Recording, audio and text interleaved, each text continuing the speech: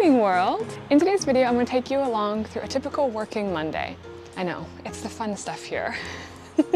So we're going to go through a guided workout, do a little bit of lesson planning for the week, and then later on today we're going to make some bread. And I want this video to be helpful to you as well. So throughout, I'm going to share actionable tips that you can take into your life to create a more efficient workout program, to design an inspiring and dynamic yoga practice, and to help you avoid some of the bread mistakes I've been making in the last few weeks. All of the information that I share in today's video will be reiterated in the description box below.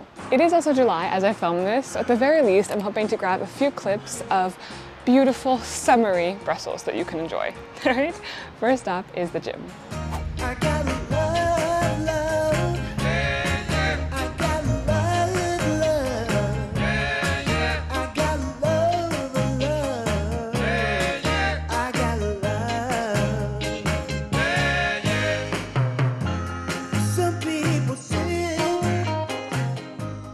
The following is the lower body workout that I've been doing for the past 5 weeks.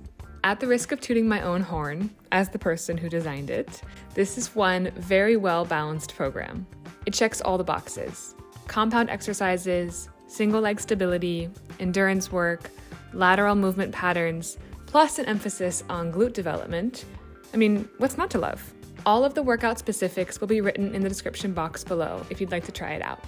When structuring a gym session, there are 3 key points to maximizing your time and effort in the gym. The first has to do with exercise selection. I recommend giving priority to compound, multi-joint movements as often as possible.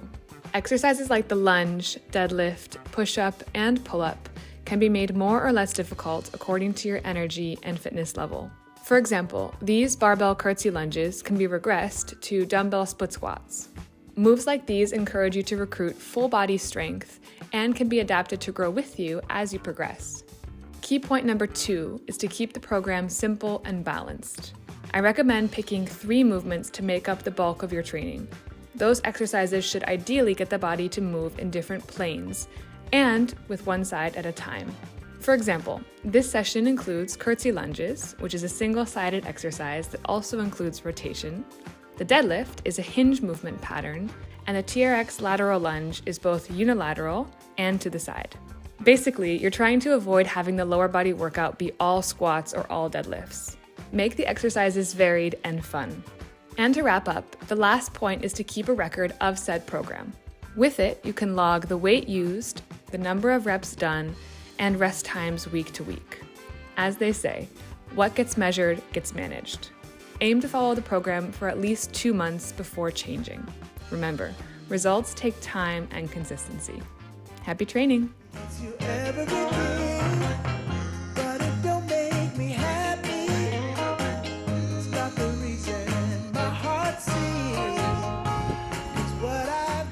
All right, I am home now, back from the gym, and I feel a million times better. I woke up this morning feeling a little bit bleh. Like with some heavy feelings and just like my brain was split in a million directions.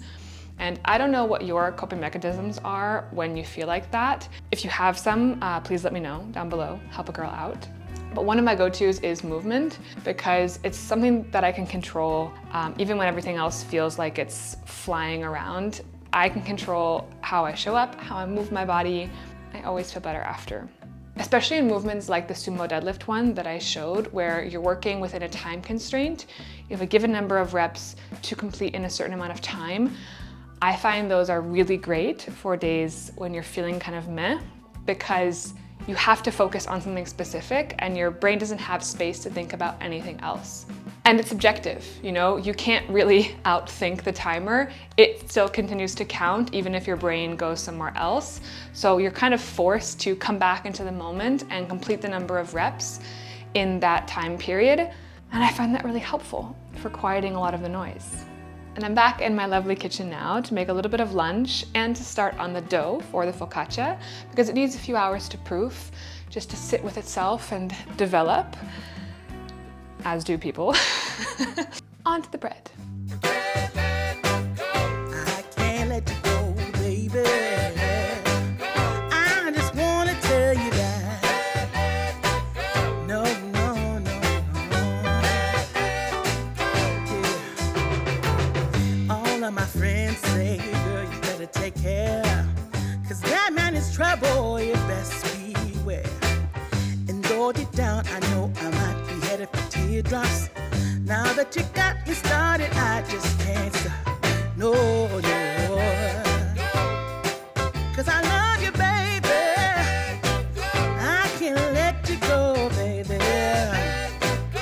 I gotta tell you that I've been looking for love so true. When I was down and out, along came you.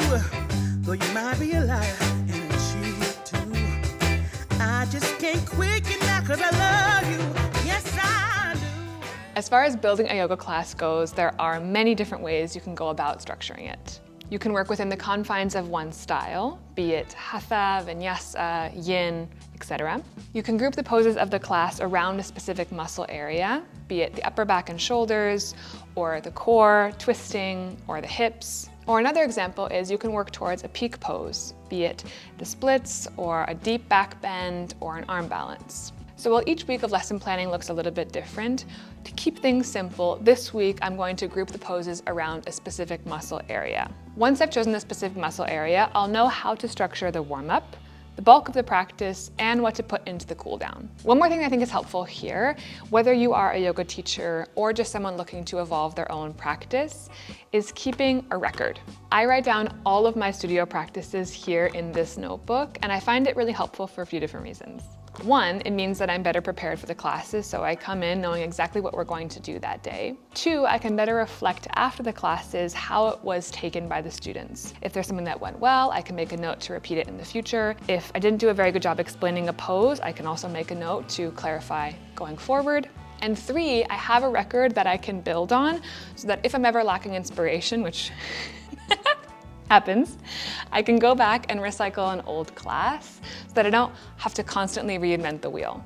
I think that this tip is also valuable even if you're not a yoga teacher. If you're just a hobbyist, I think it's nice to have a record because your practice will evolve over time, and it's nice to look back, one, to see how far you've come because you will progress, and two, to see how you can combine new positions together. I think that having this can also help break you out of plateaus. That if you've written down a flow for yourself that you've been practicing and are starting to find it a little bit stale, you can revisit it and give yourself the challenge to use some of the poses that you've enjoyed and find new variations of them, or find ways to reach different poses from those same comfortable positions.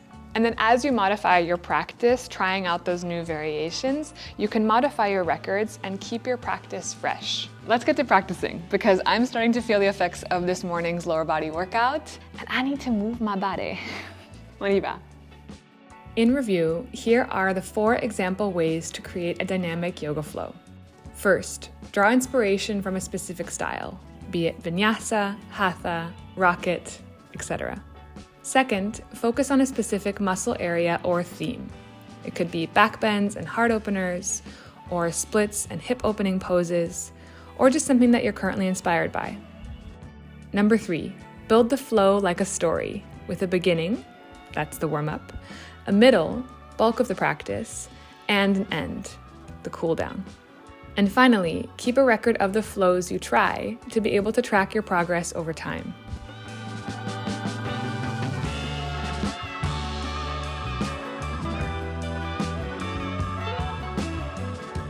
After a long day of work and running errands, I love to unwind in the kitchen. Taking time and care to prepare a meal for those I love is both rewarding and relaxing. Experimenting with new flavors and cooking techniques has always helped me get out of my head and immersed in a sensory experience. Working with the hands will do that. I think making time for things like this is essential. A space to be creative where the stakes are low, remind us not to take things so seriously. And this is so needed nowadays. Bread pun very much intended. As adults, we have so many responsibilities day to day. Bills to pay, errands to run, people to care for, the list goes on. And it's easy to get bogged down by the monotony of it all, losing our spark and search for wonder. Well, dear friends, while I don't have all the answers, this is one problem I have been confidently tackling the last couple of weeks. I think the antidote is play. Remember when you were a kid and your sole responsibility was to play? It was how you learned to cooperate, to imagine alternative scenarios, to problem solve, and perhaps most importantly, to learn that things don't have to be taken seriously. There are a few parts of my day where I inject play. Cooking is one of them. I would be really curious to know one of your playful rituals. Feel free to leave a comment down below. And a little PS, if you try out this focaccia recipe, please grease your pan much more than I did here. I don't want you to have to end up cleaning the same mess that I did. Bon appétit! I want to thank you all so much for watching today and for accompanying me throughout my day. I hope that the tips I laid out in today's video benefit your life in some way, help you refine your systems, or just inspire you to move your body in new and creative ways. As I mentioned, all of the information in today's video will be reiterated in the description box below. I'm wishing you a wonderful rest of your day, and I'll catch you back here in my next video super soon. Ciao!